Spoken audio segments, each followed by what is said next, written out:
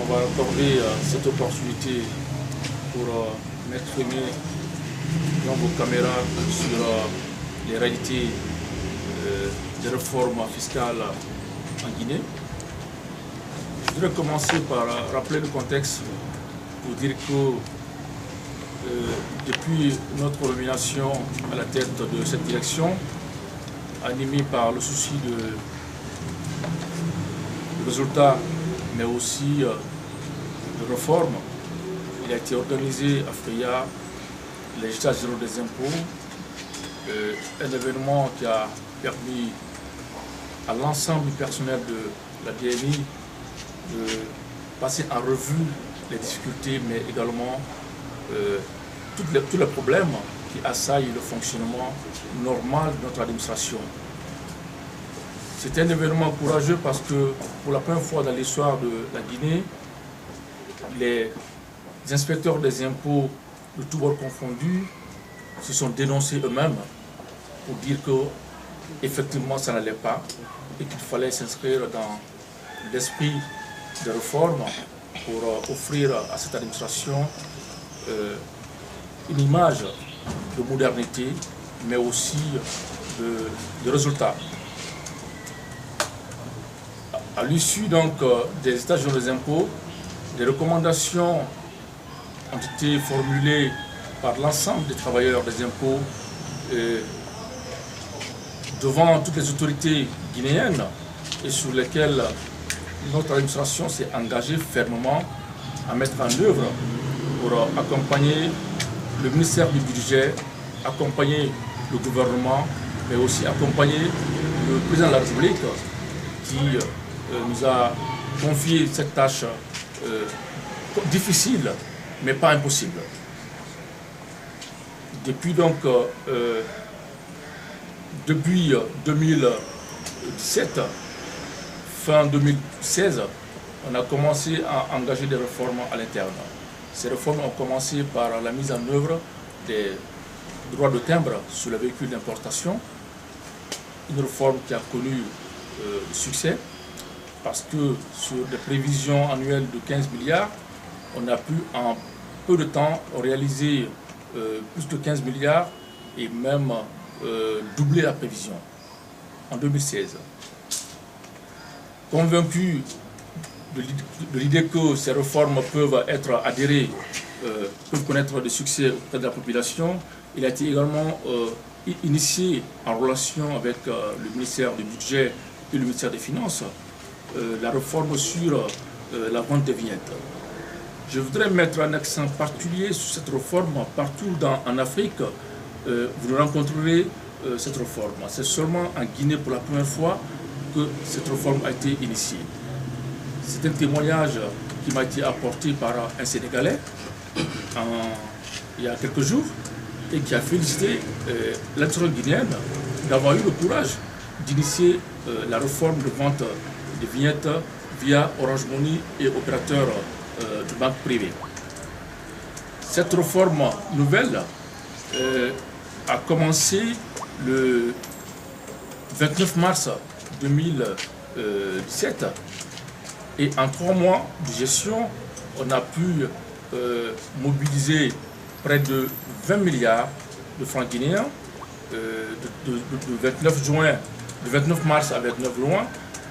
une période qui correspond à la vente libre des vignettes auprès des usagers par les opérateurs privés avec qui nous sommes associés pour nous accompagner à de mieux sécuriser les recettes, mais aussi les mobiliser au bénéfice du trésor public, mais aussi des collectivités locales. Comme vous l'avez constaté, de 29 mars à 29 juin, c'était la vente libre de vignettes. Cette période étant arrivée, était prévu donc de procéder à une campagne de contrôle des vignettes par le ministère du Budget via l'administration fiscale en relation avec la Direction nationale de la police. Mais compte tenu des difficultés rencontrées pendant la phase de mise en œuvre de cette réforme, il a été envisagé de proroger cette date de vente libre de vignettes jusqu'au 20 juillet. un délai qui est presque arrivé et qu'il fallait donc réfléchir sur comment lancer la campagne. C'est ainsi que la Direction nationale des impôts, sous l'instruction du ministre du Budget, a invité la Direction nationale de la police avec qui nous avions eu des concertations pour identifier l'ensemble des points de contrôle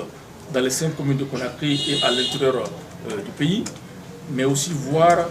dans quelle mesure nous pourrons opérationnaliser notre stratégie de vente de vignettes pendant cette campagne de contrôle sans que les usagers n'en souffrent, sans que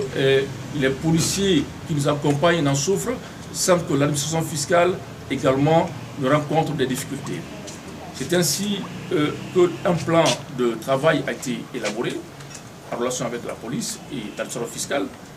qui a été transmis à l'ensemble des opérateurs privés qui nous accompagnent dans cette opération, mais également et qui a nécessité l'affectation de certains cadres des impôts dans les différents points de contrôle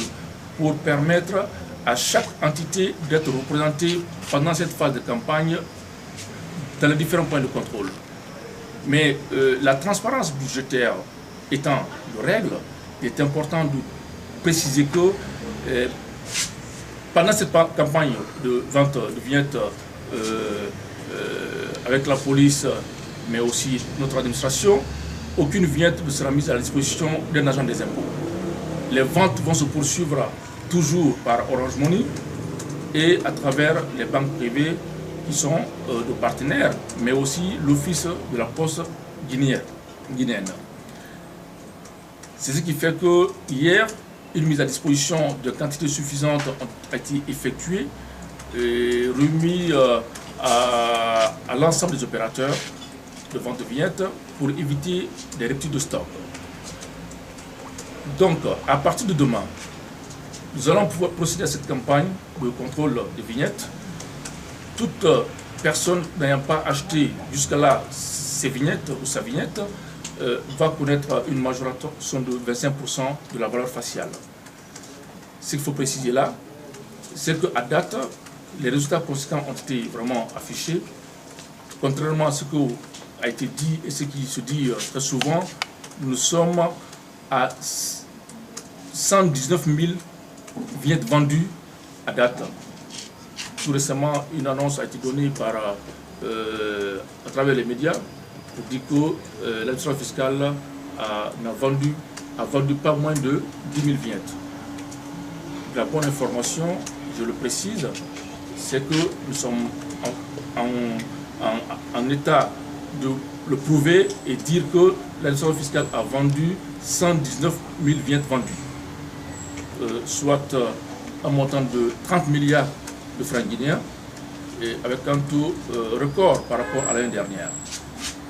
Ceci dit que cette réforme a connu le succès, mais également l'accompagnement de toutes les autorités et l'adhésion de toute la population. Et la nouveauté qu'il faille préciser en même temps, c'est la rétrocession. Quand les vignettes sont vendues, les produits des vignettes sont gérés comment? Ces vignettes sont vendues et les produits sont repartis entre les collectivités locales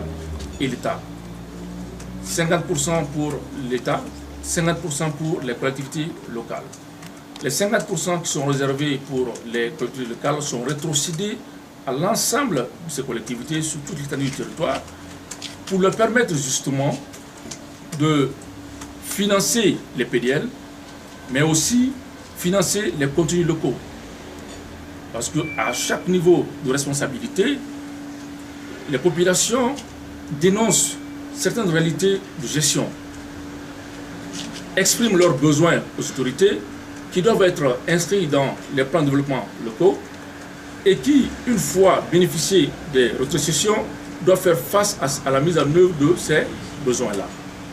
C'est pourquoi l'administration fiscale, pour sa part, a pris toute sa responsabilité en rétrocédant 120 millions de francs guinéens à l'ensemble des préfectures de la Guinée de façon linéaire, et un stock important existe également en termes de rétrocession sur lequel nous sommes en train de travailler avec le Trésor public et le ministère du Budget. Comment permettre à ces collectivités de rentrer directement en possession de ce montant-là pour éviter des difficultés lorsqu'il s'agit de mettre à disposition par les trésoriers préfectoraux ces montants aux différentes collectivités. Pour une question de transparence budgétaire, le ministre du Budget, Dr Moulaye Doumbouya plutôt, a insisté sur le caractère transparent de ces rétrocessions-là. C'est ce qui nous amène, nous, en tant que responsables de l'administration fiscale, de communiquer largement sur les montants rétrocédés, mais aussi permettre à chaque citoyen de demander compte aux autorités qui bénéficient de ces rétrocessions-là. Parce que chaque responsable de l'État doit pouvoir prendre ses responsabilités et rendre compte de sa gestion, comme nous le faisons, comme le font les autres. Et l'importance donc de cette opération de vente de vignettes va permettre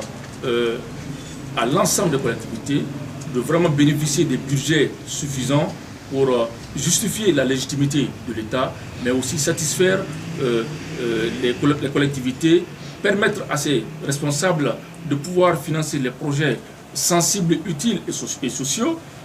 et qui peuvent être exécutés par la jeunesse, par les femmes de ces collectivités, pour éviter qu'à l'interne, les tensions sociales puissent être générées. L'administration fiscale prendra toutes ses responsabilités pour permettre à ces collectivités-là de jouir de tous les moyens de leur pouvoir, de leur autorité, pour justifier